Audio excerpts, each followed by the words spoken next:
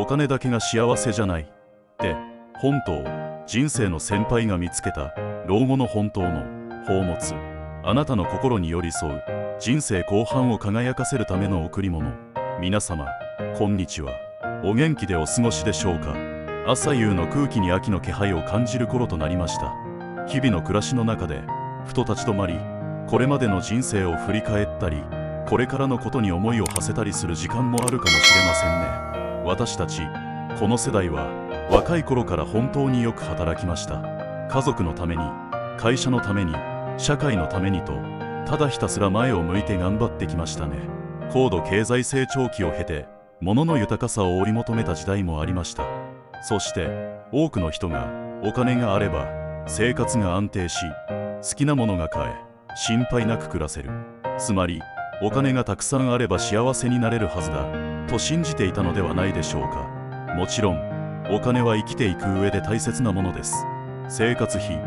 病気や介護への備え、そしてちょっとした楽しみや子供や孫への贈り物など、お金がなければ困る場面はたくさんあります。年を重ねるにつれて将来への経済的な不安を感じる方もいらっしゃるかもしれません。お金がある程度の安心感を与えてくれることは紛れもない事実です。しかし人生の先輩として、そして友人として皆様にお伝えしたいことがあります。それは老後の本当の幸せはお金がたくさんあること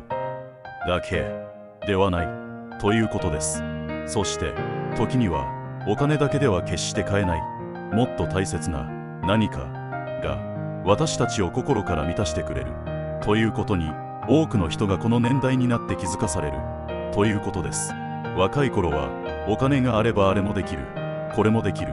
と考えがちです。実際若い時にはお金があればさまざまなチャンスをつかみ、経験を積み、人生を切り開いていく上で有利になることが多いでしょう。しかし年齢を重ね、人生の円熟期を迎えた今、幸せの形は少しずつ、そして大きく変わってくるように思います。ではお金だけでは買えない老後の本当の幸せとは一体何なのでしょうか。私自身や周りの友人たちの経験から見えてきたいくつかの宝物についてお話しさせてください。第一の宝物、心と体が元気であること。幸せを動かす一番の原動力。どれだけお金があっても体が思うように動かせなければ、美味しいものを食べに行くことも、旅行に行くことも、趣味を楽しむこともできません。寝たきりになったり、重い病気を患ったりすれば、お金があっても苦痛は伴います。実体験から、私の知人に若い頃から仕事で大成功を収め、莫大な資産を築いた方がいました。彼は定年後、広い豪邸に住み、高級車を所有していましたが、健康診断の結果を無視し続けたため、重い病気になってしまいました。高額な医療費を払うことはできましたが、痛みや制限のある生活を強いられています。彼はよく言います。お金はいくらでも積めるが、若い頃の健康な体はどんな大金を出しても取り戻せない。もし時間が戻せるなら、財産を半分失ってもいいから健康な体と交換したいよと。お金があっても健康を失えばできることは限られてしまうのです。一方で私の母個人は決して裕福ではありませんでした。質素な生活でしたが、近所の人とのおしゃべりを楽しんだり、庭の草花を手入れしたり、編み物をしたりと、いつも何かをして体を動かしていました。大きな病気をすることもなく、最後まで自分のことは自分でできました。母はよく言っていました。体が丈夫なことが何よりの財産だよと。本当にその通りだと今になって思います。心と体が元気であること、これは老後の幸せの何よりの土台です。病気にならずに済むこと、あるいは病気とうまく付き合いながらも、自分の足で歩き、自分の手で食事をし、自分の頭で考え、笑ったり話したりできること、これはお金では買えない、かけがえのない宝物です。そしてこの宝物は日頃からの適度な運動、バランスの取れた食事、十分な睡眠、そしてストレスをため込まない心の持ち方といった、お金をかけること以上に日々の習慣や意識から生まれる部分が大きいのです。第二の宝物、温かい人間関係、心を支えるかけがえのない絆、いくらお金があっても一人ぼっちで寂しい毎日を送っていたら心からの幸せは感じられないでしょう。老後、私たちの心を最も温め支えてくれるのは家族や友人、そして地域の人々との温かいつながりです。実体験から、私の知人の B さんは子供たちも独立し、夫を早くに亡くして一人暮らしです。経済的には全く困っていません。しかし彼女は毎日を寂しく過ごしています。家にいても話し相手がおらず、外出しても一人です。彼女はよく言います。確かにお金の心配はない。でも美味しいものを一人で食べても美味しくないし、綺麗な景色を見ても感動を分かち合う人がいない。夜、誰もいない広い家で一人でいると、このお金に何の意味があるのだろうと思ってしまうことがあるわと。お金は彼女の孤独を埋めることはできませんでした。一方で、私の友人である C さんは夫婦2人の年金だけで質素に暮らしています。しかし彼女は毎日とても楽しそうです。毎朝近所の仲間と公園でラジオ体操をし、週に一度は趣味のサークルに参加し、月に一度は昔からの友人とランチに出かけます。子供たちも時々顔を見せに来てくれ、孫の運動会には必ず応援に行きます。彼女は言います。確かに贅沢はできないけれど、毎日笑って話せる人がいる。困った時には助け合える人がいる。それだけで心の中はいつも温かいの。これが一番の幸せねと。彼女の周りにはいつも笑顔があり、温かい絆という名の宝物があふれています。家族との関係、長年の友人との友情、そして地域の活動を通してできる新しいつながり、これらの人間関係は私たちの心に安心感を与え、喜びを分かち合い、困難な時には支えとなってくれます。時には誰かに頼られること、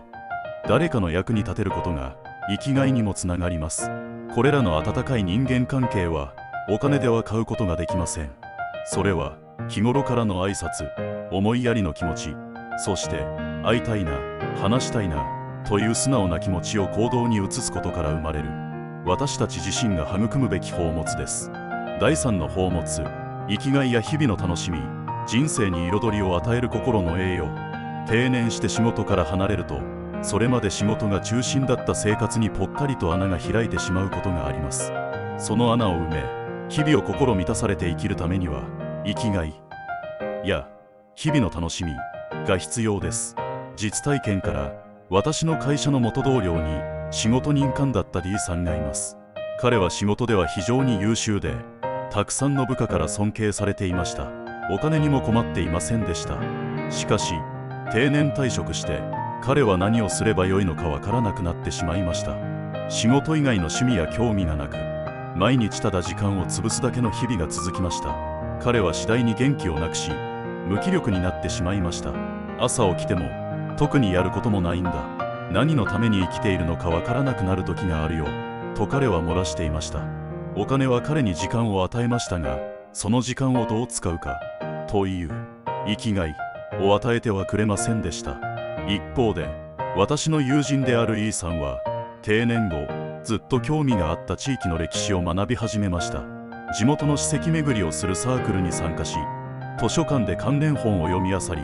時には他の町の歴史サークルと交流したりもしています。彼女は言います。学ぶことは本当に楽しい。知らなかったことを知るたびに世界が広がるのを感じるわ。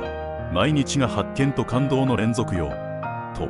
彼女は歴史研究に没頭することで新しい生きがいを見つけ、知的好奇心を満たし、同じ興味を持つ仲間とも出会いました。彼女の目はいつも輝いています。生きがいや日々の楽しみは私たちに前向きな気持ちと活力を与えてくれます。それは若い頃から好きだった趣味を再開することかもしれませんし、全く新しいことに挑戦することかもしれません。ガーデニング、料理、絵画、楽器、ボランティア活動、魔物世話、地域活動への参加、何でも良いのです。あなたが心から楽しいな、面白いな、充実しているなと感じられる時間を持つこと、それはお金がいくらあってもなくてもあなたの人生を豊かにする心の栄養となる宝物です。第4の宝物、小さな幸せに気づく心、日常を輝かせる魔法。老後の本当の幸せは豪華な旅行や高価な買い物といった特別な出来事の中だけにあるわけではありません。むしろ日々の暮らしの中にあるささやかで当たり前すぎて見過ごしてしまいがちな小さな幸せ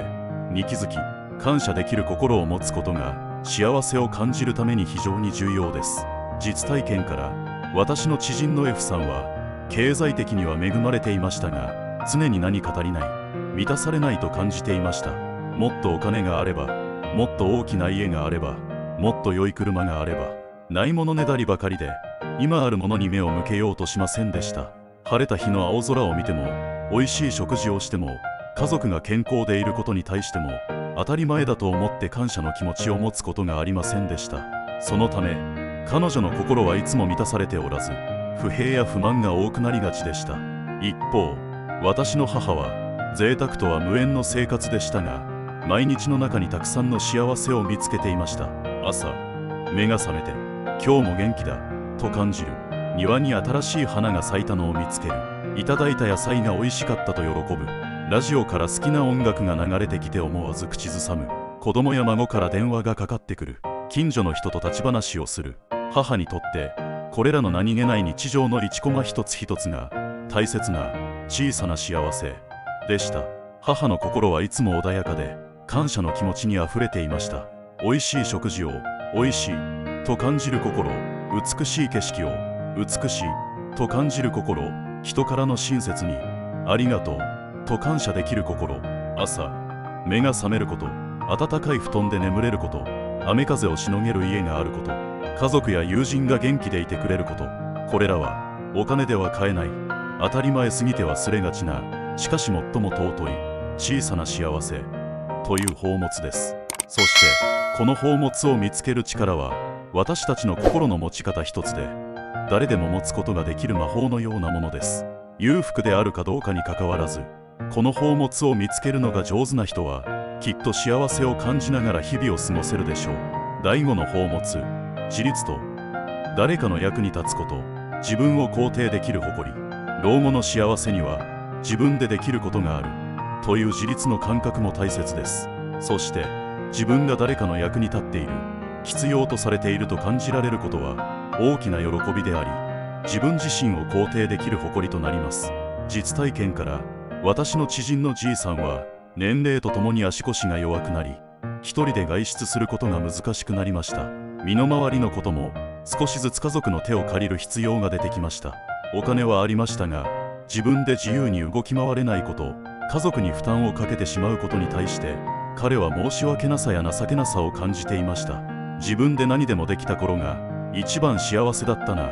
と彼はため息をつきます。一方で私の友人の H さんは70歳を過ぎてから近所の小学校で読み聞かせのボランティアを始めました。子供たちの楽しそうな顔を見ること、先生方から感謝されることが彼女にとって大きな生きがいとなっています。また彼女は自分で畑を作り、季節の野菜を育てては近所の人や子供たちにお裾分けしています。彼女は言います。お金はそんなにないけれど、こうして自分の力で何かを生み出したり、誰かに喜んでもらえたりするのが何より嬉しいの。まだまだ自分にもできることがある、必要とされていると感じられることが心の元気にもつながるわと、彼女は自立し、誰かの役に立つことでお金では買えない大きな満足感と誇りを得ています。自分の身の回りのことができる限り自分でする努力、そして小さなことでも良いので誰かのために何かをすること、家族のためにおかずを一品作る、近所の掃除をする、困っている人に手を貸す、自分の経験や知識を誰かに伝える、誰かにありがとうと言われること、必要とされていると感じられることは私たちの心を満たし、生きる活力を与えてくれます。これもまたお金では買えない私たち自身の行動から生まれる宝物です。結局のところ、老後の本当の幸せとは、私が人生の先輩として、そして友人として皆さんに心からお伝えしたい老後の本当の幸せとは、決してお金がたくさんあることだけではありません。もちろん経済的な安心は大切な土台です。しかしその土台の上に心と体が元気であること、温かい人間関係があること、生きがいや日々の楽しみがあること、小さな幸せに気づき、感謝できる心があること、自分でできることがあるという自立と、誰かの役に立てる喜びがあること、これらの宝物をどれだけたくさん持っているか、そして感じられるかなのだと思います。これらの宝物はお金で買うことはできません。それは日々の生活の中での私たちの意識や行動、そして周りの人々との心の交流から生まれるものです。裕福であるかどうかにかかわらず、これらの宝物を大切に育て見つけるのが上手な人ほど、きっと心満たされた幸せな老後を送れるでしょう。私たちは皆それぞれの人生を歩み、それぞれの経験をしてきました。そして誰もが自分らしい幸せを見つける力を持っています。大切なのは、幸せはお金以外のところにもたくさんあるんだということに気づき、そこに目を向け心を向けることです。これから迎える日々を不安や心配ばかりで過ごすのではなく、今日お話ししたような宝物を一つでも多く見つけ育てながら生きていくこと、それが私たちの人生の後半をより明るく、より豊かに、そして心から幸せだと感じられるものにするための何より確実な方法だと私は信じています。皆様、私たちの人生はまだ続いています。これからの日々が皆さんにとって今日お話ししたような宝物に満ちた心穏やかで、そして輝きに満ちたものであるよう心から願っています。さあ、今日からあなたの周りにあるお金では買えない宝物を一つ一つ丁寧に拾い集めてみませんか。あなたの心が満たされていると感じる、それこそが何より確かな老後の幸せの証です。さあ、心豊かな日々を始めましょう。